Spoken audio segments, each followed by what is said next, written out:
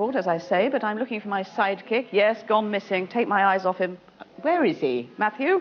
I'm out here in the car park, Sarah, to meet Russ Swift, Britain's #1 precision driver. Oh, yes.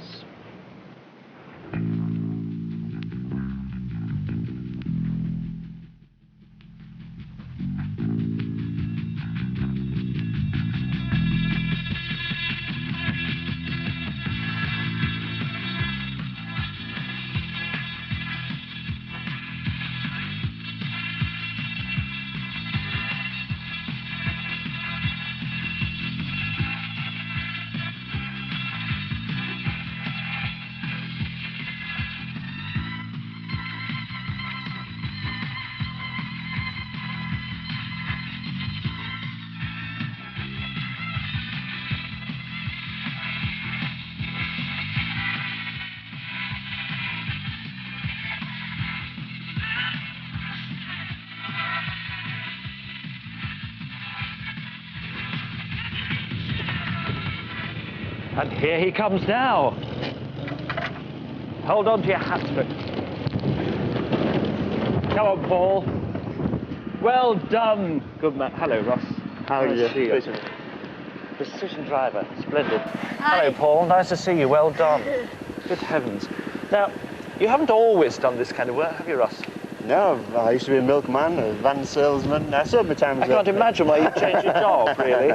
So how did you get into all this precision driving? I mean, I remember that there was a very famous commercial that you made. It was magnificent. Well, I did a sport called auto testing for a number of years and became British champion at that, and then did some rallying at international level, and was asked to show off my skills at various events, and I realised that there was a demand for it in exhibition form, and took it up full time. And what's the most dangerous stunt you've ever been asked to do? I don't do dangerous stunts. That isn't my line, really. The precision driving is my speciality. So you wouldn't call yourself a stuntman? Not really, no. I specialise in precision driving. Some of the commercials I've done abroad have been fairly high-speed stuff. I've done some 70 or 80 mile an hour spins between concrete blocks and things like that, which were quite exciting. But I've got to ask Paul, how old are you? 10. You're 10. How did you get into this? Well, Dad was doing it for about 2 years by then, and I was getting, well, I like cars, and I thought, well, what can I do? Doesn't it frighten you, all this business? No. Aren't your mates jealous of you? Well, they were, but I've moved school since then.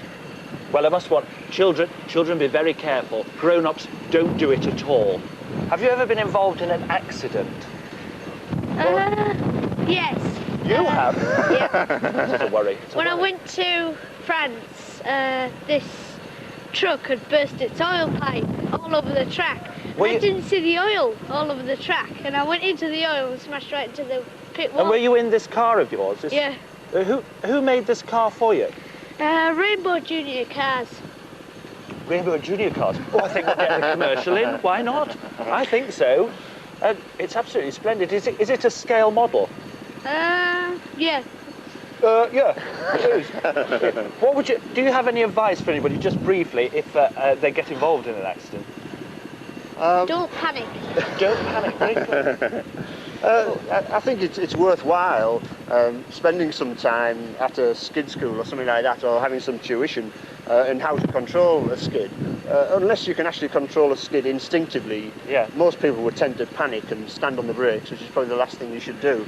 It's very difficult to do otherwise, unless you really are very capable of controlling a skid. So I think everybody should get into that, especially Sarah, if I may say. Now, what about a quick spin before we get back into the studio? What do you think? Why not? Marvellous. If you don't mind, which car should I go in? I think I'll go in that one. No, I better go in this one.